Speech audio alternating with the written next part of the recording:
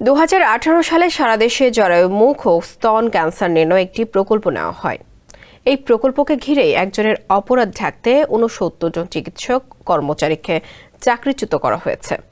রোববার অফিসের সামনে লাগানো চাকরি বাতিল করার নোটিশ দেখে বিষয়টি নিশ্চিত করে কর্মীরা।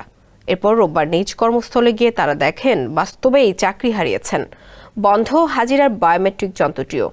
চাকরি ফিরে পেতে বুধবার কর্মস্থলে গেলে বিএসএমএমইউ কর্তৃপক্ষ তাদের বেরিয়ে যেতে নির্দেশ দেয়। রাশিদ রাবির প্রতিবেদনে বিস্তারিত জানাচ্ছেন সানজিদা ইসলাম।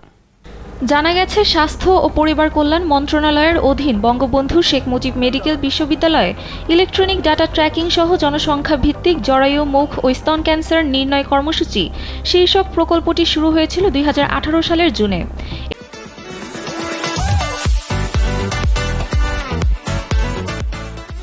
এর মেয়াদ ছিল 2021 সাল পর্যন্ত। পরবর্তী সময়ে 2022-23 ও 2023-24 মেয়াদের দুইবার সংশোধন ও মেয়াদ বাড়ানো হয়। এরপর ফের নো কস্ট এক্সটেনশনের মাধ্যমে 2024-25 মেয়াদ বাড়ানো হয়েছে। এই প্রকল্পের মাধ্যমে সারা দেশে 601টি স্ক্রিনিং কেন্দ্র স্থাপন করে 50 লাখের বেশি নারীর স্ক্রিনিং করা হয়েছে। এসব পরিচালনায় চাকরি হারিয়েছেন 69 জন চিকিৎসক কর্মচারী। এদিকে প্রকল্প পরিচালক অধ্যাপক আশরাফুন্নেসা সোমবার সকালেই পাড়ি জমিয়েছেন বিদেশে। সংশ্লিষ্টদের অভিযোগ, প্রকল্পের অন্তত 7 কোটি টাকা আত্মসাৎ করে পালিয়েছেন তিনি। এই দুর্নীতি ধামাচাপা দিতেই একসাথে এতজন কর্মীকে চাকরিচ্যুত করেছে প্রশাসন। এছাড়া রোববার অফিসের সামনে লাগানো নোটিশে 30 জুন থেকে সহকারী সার্জন, গবেষণা সহকারী সহ সব কর্মকর্তা কর্মচারীর চাকরির মেয়াদ বাতিলের কথা বলা হয়। এমন নোটিশ দেখে মঙ্গলবার চাকরি হারানো কর্মীরা সরকারের দৃষ্টি আকর্ষণে সংবাদ সম্মেলন করেন।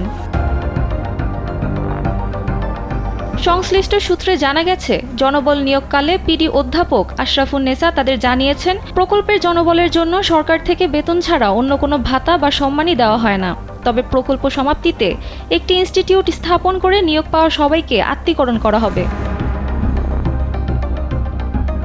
কিন্তু 5 আগস্টের গণ অভ্যুত্থানের পর কর্মকর্তারা প্রকল্পের বিভিন্ন কাগজপত্র জোগাড় করতে গিয়ে দেখতে পান, প্রকল্পের শুরু থেকে মূল বেতন ছাড়াও বিভিন্ন প্রশিক্ষণ ও স্বাস্থ্য ক্যাম্পে সম্মানী বাবদ প্রত্যেক অংশগ্রহণকারীদের জন্য অর্থ বরাদ্দ রয়েছে। নথি থেকে প্রাপ্ত তথ্য বিশ্লেষণ করে জানা যায়, কর্মকর্তা কর্মচারীর নামে 7 কোটি টাকারও বেশি উত্তোলন করা হয়েছে। এ বিষয়ে 7 অক্টোবর লিখিতভাবে পিডিকে জানিয়ে সব কর্মীর ন্যায্য পাওনা বুঝিয়ে দিতে বললে পিডি প্রাপ্য প্রদানে অস্বীকার করেন। প্রকল্প নিয়ে বিএসএমএমইউর রেজিস্ট্রার অধ্যাপক ডাক্তার নজরুল ইসলাম কালবেলাকে জানান, প্রকল্পের মেয়াদ শেষ হয়ে যাওয়ায় সব কর্মী চাকরি হারিয়েছেন।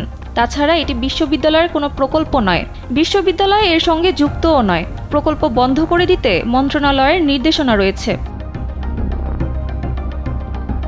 সানজিদা ইসলাম, কালবেলা।